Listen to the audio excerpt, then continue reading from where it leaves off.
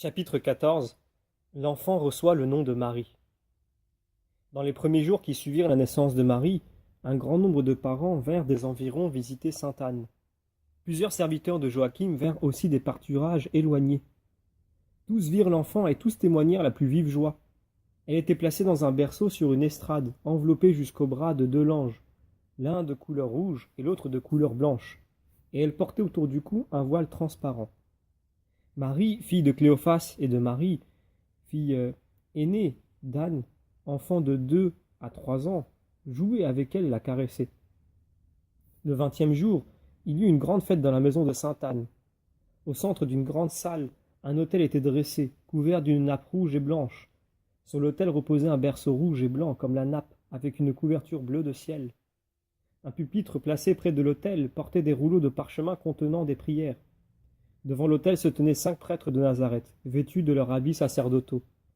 Joachim assistait les prêtres. Enfin, au fond de la salle paraissaient en grand nombre des hommes et des femmes, tous parents de Joachim, en habits de fête.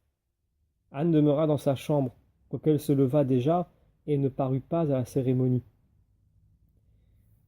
Énouée, sœur d'Élisabeth, apporta l'enfant et la remit au bras de Joachim. Les prêtres se rangèrent autour du pupitre et récitèrent des prières à haute voix.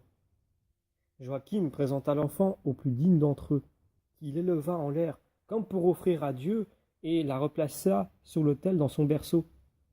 Il prit ensuite des ciseaux et lui coupa, sur les 2 côtés de la tête et sur le front, 3 petites mèches de cheveux qu'il brûla sur un brasier, et ouvrant une boîte pleine d'une huile sanctifiée, il en oignit avec le pouce les oreilles, les yeux, le nez, la bouche et la poitrine de l'enfant. Enfin, il écrivit sur un parchemin le nom de Marie et le plaça sur sa poitrine. La cérémonie s'acheva au chant des psaumes. Quelques semaines après la naissance de l'enfant, Joachim et Anne montèrent au temple. Ils portaient avec eux leur offrande et en même temps la petite Marie. Ils la présentèrent à Dieu avec de grands sentiments de piété et de reconnaissance, comme plus tard elle-même présenta Jésus selon les prescriptions de la loi.